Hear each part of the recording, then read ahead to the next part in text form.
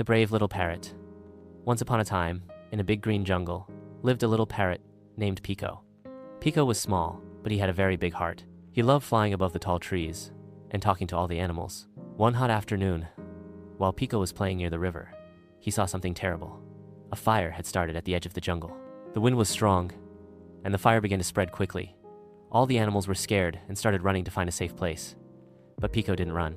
He flew to the river, dipped his tiny wings in the water, and flew back to sprinkle water on the fire. Again and again, he flew to the river and back, dropping just a few drops each time. The other animals watched him. "What can one small parrot do?" they said sadly. But Pico didn't stop. His little effort gave them hope. Soon, the elephants used their big trunks to spray water. The monkeys brought wet leaves. Even the birds carried water in big leaves. Together, they fought the fire until it was gone. The jungle was saved, all because one small parrot was brave enough to try. From that day, Pico became the hero of the jungle.